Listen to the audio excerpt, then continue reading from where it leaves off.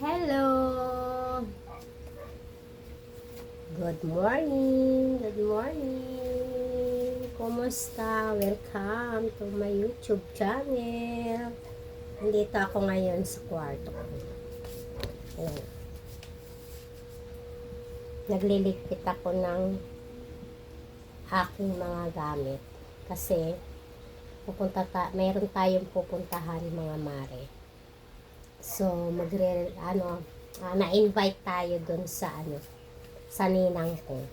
So, mag-a-unwind tayo. Isulit. Ang pagpunta ko doon, dapat kasama ko yung mister ko. Kaya lang, di na niya naabutan. So, ito na lang. Ako na lang, kasama ko yung mga kamag-anak niya. So, bibisita kasi ako sa ninang ko. So, dapat dalawa kaming mag-asawa. Kaya lang, hindi na niya kinaya yung sakit niya. So, wala na. Pahinga na siya, si Papaalo.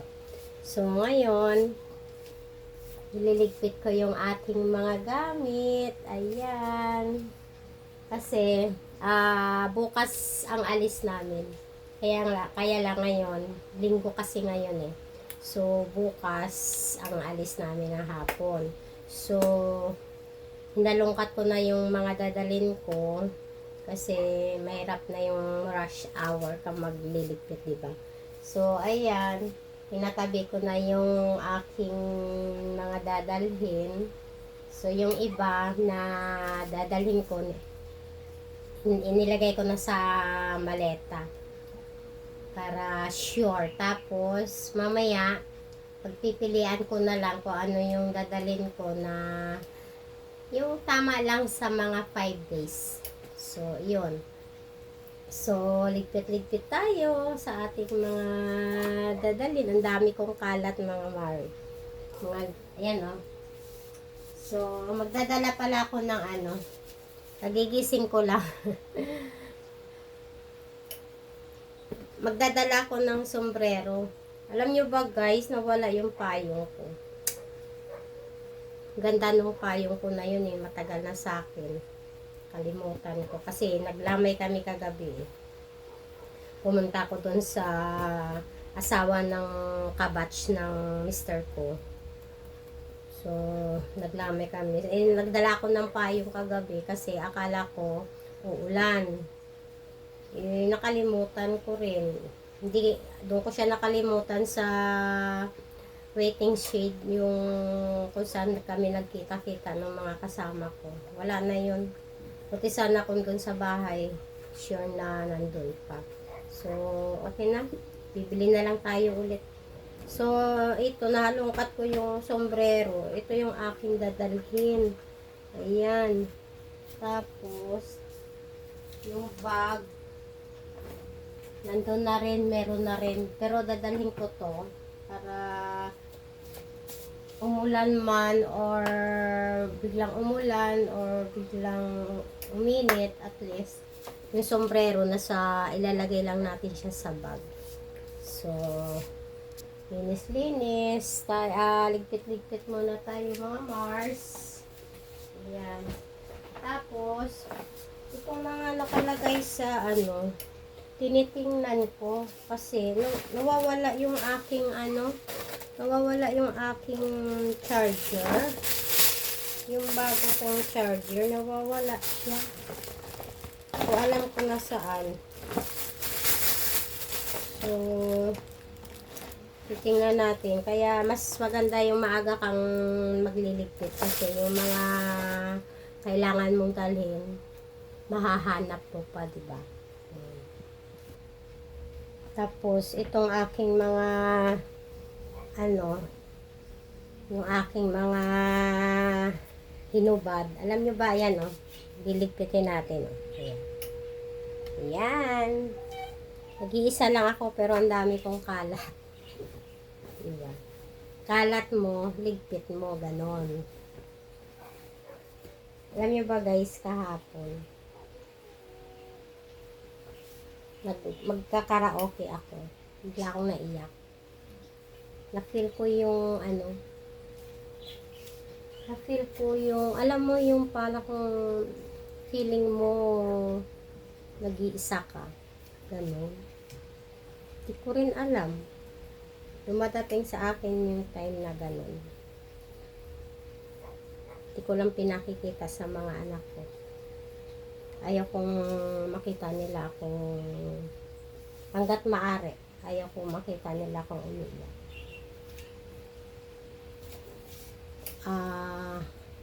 Ugali ko na siguro yan kahit nung maliit ako. Mula nung namatay yung mama ko.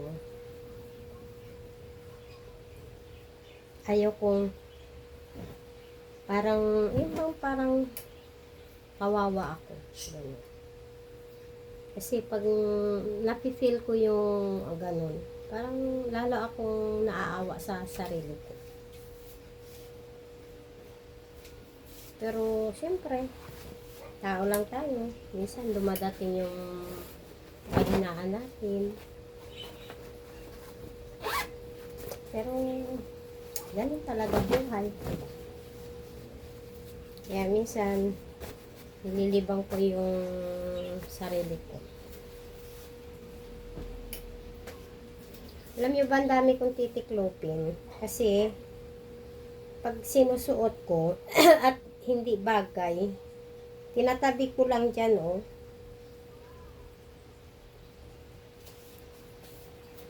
Tapos, hugot ng hugot.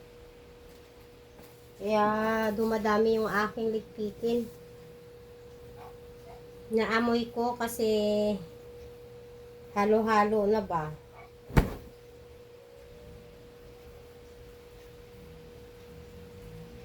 Yan. Tapos, gusot-gusot na. Hindi ako nagpa-plansya, guys.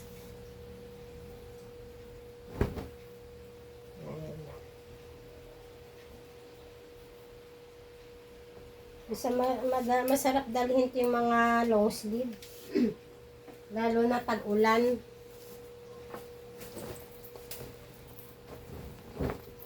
Ito nabili ko sa ukay-ukay, Parang gusto ko siyang dalhin. Masarap ang tela masarap isuot ang ito. Kasi yung tela niya, favorite color ko to. May pagka yellow gold. Yan. Lagay ko lang siya doon kasi baka maisipan ko siyang dalhin. Tapos ito, matagal na to nung nasa abroad pa ako. Tinahi pa to ng asawa ko. Dati kasi pag bumabalik ako sa abroad, nagpapatahi ako ng pantalon. Ito parang gusto ko siyang dalhin para meron akong pants kasi wala akong dalang pantalon So ito lang siguro dalhin ko na pantalon. Itcha natin dun. Andun yung aking maleta sa labas. So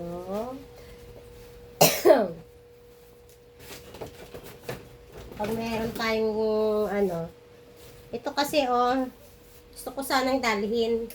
Kaya lang parang hindi siya bagay dun sa sa probinsya. Mas bagay siya sa mga beach, di ba? So, wag na natin dalhin to, guys. Sabihin na natin to. Ayan. Tapos, kasi yung iba, nasuot ko na to tapos hinubad ko. Kaya inaamoy-amoy ko kasi minsan baka amoy pawis. Yan lang, guys. Marami pa tayong liligpitin. Ayan, Ayan. Oops. Magdadala din tayo ng pampaligo. Kasi may swimming pool yung aming yung aming titirhan doon. So, maliligo tayo. Ayan. O, diba? Ang dami kong kalat. So, dyan lang muna natin siya ilagay. Tapos, itong pink, parang ang sarap dalhin. Favorite color ko to pink. Ayan. Tsaka yellow gold. Magdadala lang ako ng towel siguro, yung maliit lang. Yung mga parang ganito lang kalaki, oh. Yan. O, diba? May pagka-orange. Binili ko to sa Landers. Alam niyo ba, marami akong nabili ng ganito. Yan, oh. Canon. 30, ano lang to? 38 ba yun? Yun, ganun. Kasi minsan, mga towel ko hindi ko na nakikita. So, ni-stack ko lang yan. Para pag nawala yung iba, at kailangan ko, meron akong huhugutin. Tapos magdadala tayo ng mga panties. Yan o, pang swimming. Yan. Pwede ito pang swimming, guys. Kailan di ako nagsusuot nito. Naiya ako. Malaki na yung ating bilbel. Yan. Ito pwede ko siyang isuot sa swimming. Ayan. O, diba? Ayan. O. Pwede na to siya sa swimming. Dadali natin to, guys. Pakasakali na kailangan natin. So, yan lang, guys. Ayan. Kailangan natin magdala ng bra. Saka panty. Importante yun.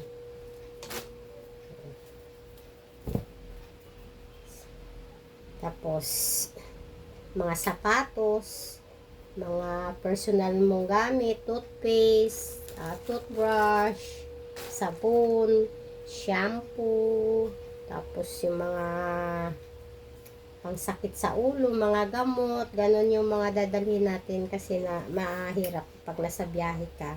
Bigla kang datna nang di mo inaasahan, sakit sa tiyan, ganon.